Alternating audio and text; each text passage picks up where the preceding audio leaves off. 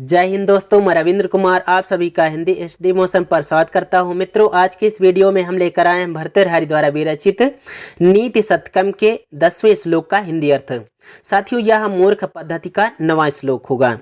तो आइए सबसे पहले आप भी हमारे साथ वाचन करिए और फिर वाचन करने के बाद में फिर इसका अर्थ देखा जाएगा। तो चलिए वीडियो शुरू करते हैं। शिरः सर्वं स्वर्गात् पशुपतिशिरस्तः क्षितिधरं महीध्रादुतुङ्गा धवनिमवनेश्चापि जलधिम् अधोधो पदमुपगातास्तोकमथवा विवेकभ्रष्टानां भवति विनिपातः सतमुखः। दोस्तों, भर्तृहरि जी अपने नीति शतकम के हर एक श्लोक में उसका जो चौथा चरण होता है उसमें अपनी बात को कहते हैं और उसके पहले के जो 3 चरण होते हैं उसमें एक कथा, एक उदाहरण देते हैं। यहाँ पर अपनी बात को कहते हैं कि विवेक भ्रष्ट लोगों का, विवेक भ्रष्टा नाम यानी विवेक भ्रष्ट लोगों का, जिन लोगों के सोचने समझने की शक्ति नष्ट हो जाती है उन लोगों को विवेक भ्रष्ट लोग कहा जाता है। तो ऐसे विवेक भ्रष्ट लोगों का शतमुखा यानी सैकड़ों प्रकार से विनिपाता भवति, पतन होता है। कैसे लोगों का? जिन लोगों का विवेक भ्रष्ट हो जाता है, जिन लोगों की सोचने समझने की शक्ति नष्ट हो जाती है, जो सोचते समझते नहीं हैं, ऐसे लोग जो भी कार्य करते हैं तो उनका सैकड़ों प्रकार से पतन होता है। कैसे? यहाँ पर गंगा का उदाहरण देते हैं भर्तृहरि जी और फिर बताते हैं जैसे यह गंगा नीचे से नीचे स्थान पर होती चली आई है, उसी प्रकार से विवेक भ्रष्ट लोगों का भी, चूंकि ये जो गंगा है इसका भी विवेक भ्रष्ट हो गया, तभी तो, चूंकि यह स्वर्ग में रहती थी, इसको स्वर्ग में बहना अच्छा होता, स्वर्ग में बहती तो अच्छा होता इसके लिए, लेकिन इसका विवेक जब भ्रष्ट हो गया तभी तो ये धरती पर आई, और धरती पर आई तो देखिए क्या दशा है इसकी। इसके बारे में देखते हैं। दोस्तों, गंगा हमारे लिए पूज्य है, गंगा ही नहीं सारी नदियां हमारे लिए पूज्य हैं। यहाँ पर जो भी शब्द इसके बारे में हमारे मुख से कुछ वैसा निकल जाएगा उसके लिए माफ़ करिएगा, ठीक है। वैसे यहाँ पर कुछ गलत निकलेगा ही क्या, जब भर्तृहरि जी यहाँ पर उदाहरण ही दे रहे हैं तो कोई दिक्कत नहीं, हम आप लोग तो पढ़ ही रहे हैं उसको, उदाहरण हमको देखना है, बाकी हमको इस बात को याद रखना है, इस लाइन को याद रखना है। यह लाइन आपकी परीक्षा के लिए महत्वपूर्ण है। जितना आपकी परीक्षा के लिए लाइन महत्वपूर्ण है उससे ज़्यादा यह जिंदगी के लिए महत्वपूर्ण है, क्योंकि अपने विवेक को भ्रष्ट नहीं होने देना है, नहीं तो अपना भी पतन कितने प्रकार से होगा, सैकड़ों प्रकार से हो सकता है। तो अपना पतन होने से बचाना है और अपने विवेक को भ्रष्ट नहीं होने देना है, क्योंकि जैसे यह गंगा सैकड़ों प्रकार से इसका पतन हुआ। अब चलिए देखते हैं इसका पतन कैसे कैसे हुआ है, उसके क्रम को देखते हैं। परीक्षा में पूछ सकता है कि विवेक भ्रष्ट लोगों का पतन कितने प्रकार से होता है, तो आपको बताना है विवेक भ्रष्ट लोगों का पतन शतमुखा सैकड़ों प्रकार से होता है। अगर पूछ ले सैकड़ों प्रकार से पतन किसका होता है तो आपको बताना है विवेक भ्रष्ट लोगों का पतन सैकड़ों प्रकार से होता है। उदाहरण यहाँ पर दिया गया है कि गंगा, जैसे यह गंगा इसका विवेक भ्रष्ट हो गया और यह सैकड़ों प्रकार से नीचे स्थान पर होती चली आई है, वैसे ही विवेक भ्रष्ट लोगों का भी होता है। तो परीक्षा में इस प्रकार से पूछ सकता है कि विवेक भ्रष्ट कैसे लोगों का विवेक भ्रष्ट हो जाने पर किसके समान विवेक भ्रष्ट लोगों का सैकड़ों प्रकार से पतन होता है, तो यहाँ पर आपको बताना होगा कि गंगा के समान। गंगा का यहाँ पर उदाहरण है, क्योंकि जब भी पूछेगा तो आपकी पुस्तक के अनुसार ही पूछेगा, उसी के आधार पर। तो चलिए हम इसका अर्थ बताते हैं।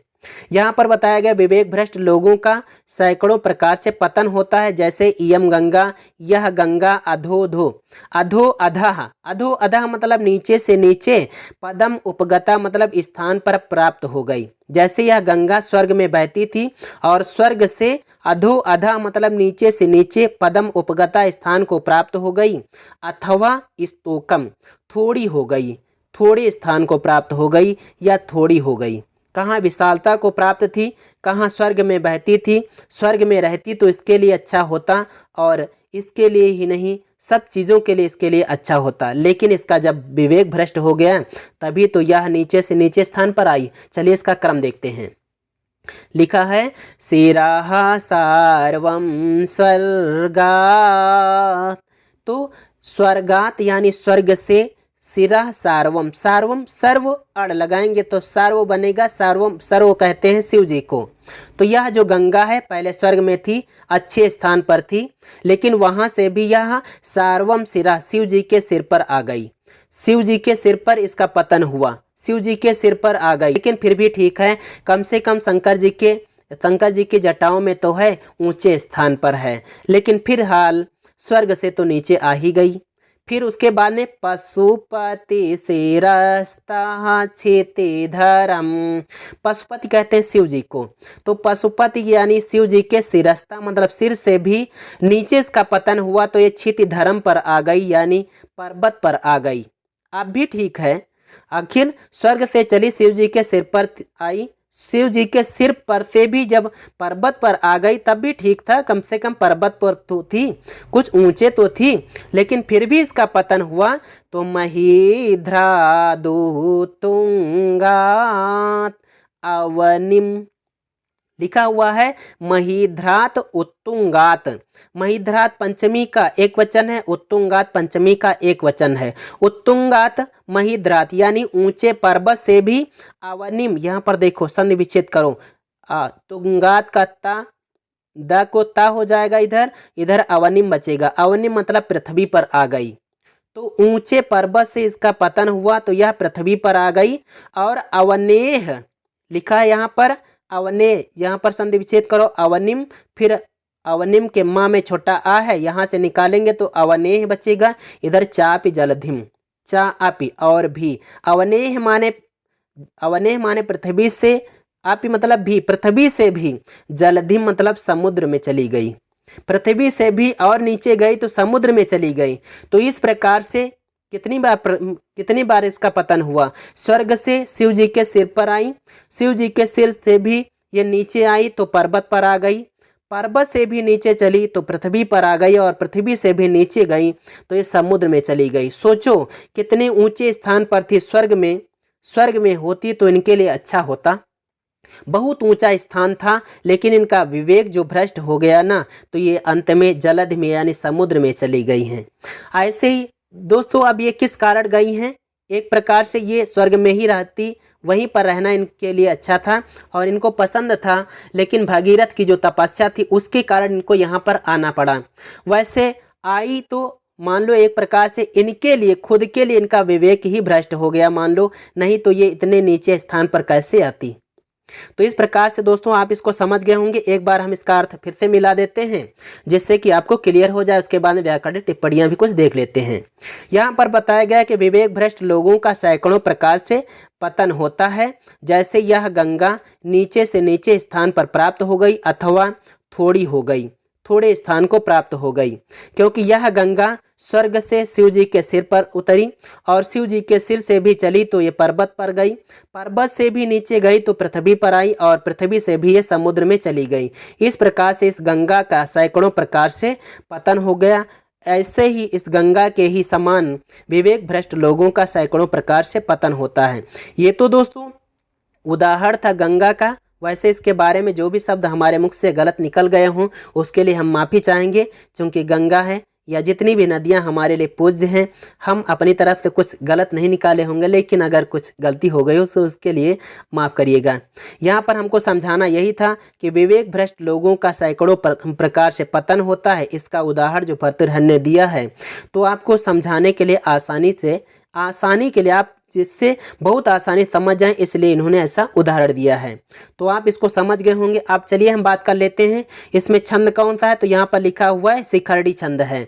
दोस्तों शिखरड़ी छंद का लक्षण होता है रसै रुद्रय से न या मन सब लागा शिखरिड़ी। तो रसई मतलब रस 6 होते हैं, तो छा पर देखिए यत होगी, यहाँ पर छा पर यत होगी। शिरः सर्वं स्वर्गात् पशुपति शिरस्तः छेते धरम। तो पहले छा वर्णों पर यति है, उसके बाद में हम बात करते हैं तो छा के बाद यहाँ से यहाँ तक शिरः सर्वम स्वर्गात् यहाँ पर तक 6 वर्ड हैं। उसके बाद पशुपति शिरस्ता क्षिति धर्म, यहाँ पर 11 वर्ड हो जाएंगे। तो 6 और 11 वर्ड पर इसमें यति होती है। यमन सब लागा शिखरडी, यमन सब लागा ये इसका लक्षण हो जाता है। ठीक है। और अगर हम बात करें यहाँ पर सार्वम, सार्वम में द्वितीय का एक वचन है। क्या है? द्वितीय का एक वचन। वैसे क्षिति धर्म भी द्वितीय का एक वचन। जहाँ जिस स्थान को प्राप्त होती गई नीचे से नीचे उनको द्वितीय में, यानी वहाँ पर द्वितीय, जैसे सार्वम में द्वितीय, क्षिति धर्म में द्वितीय हो जाएगा। अवनिम यहाँ पर है, यहाँ पर भी द्वितीय, और जलधिम भी द्वितीय। और कहाँ से अलग हुई? अलग होने पंचमी होती है। स्वर्गात से, स्वर्ग से शिव जी के सिर पर, और शिव जी के शिरस्ता यहाँ पर तसिल प्रत्यय है। ठीक है। आगे यहाँ पर महिध्रात उत्तुंगात पंचमी यहाँ पर हो जाएगी। यहाँ पर है अवनेह, अवनेह जो है अवनिका पंचमी एक वचन में अवनेह बनेगा, पंचमी विभक्ति है। तो आप इसको भी समझ गए होंगे। दोस्तों यहाँ पर विवेक का भ्रष्टा नाम जो है षष्ठी का बहुवचन, इसको भी आप समझ रहे होंगे। और संधि की बात कर लें तो यहाँ पर जो आप देख रहे हैं अधोधो, अधोधो यहाँ पर विसर्ग संधि है। कौन सा सूत्र लगेगा यहाँ पर? तो दोस्तों यहाँ पर लगेगा अतोर और प्रत्यात अपलुते। ठीक है। और आगे ये जो गंगेयम है, गंगा इयम, यहाँ पर गुण संधि हो जाएगी। इसके बारे में भी आप समझते होंगे। यहाँ पर अवनेश चापी, चा आपी, यहाँ पर दीर्घ स्वर संधि है। इसके बारे में भी शायद आप पहले से जानते रहे होंगे। तो हम दोस्तों उम्मीद करते हैं कि आप इसको समझ गए होंगे। अगर आपको दोस्तों यह वीडियो अच्छा लगा हो तो लाइक करना, चैनल पर नए होना तो चैनल को भी सब्सक्राइब कर लेना, क्योंकि आगे भी हम ऐसे वीडियो लाते रहेंगे। तो आइए दोस्तों चलते हैं। जय हिंद, वंदे मातरम।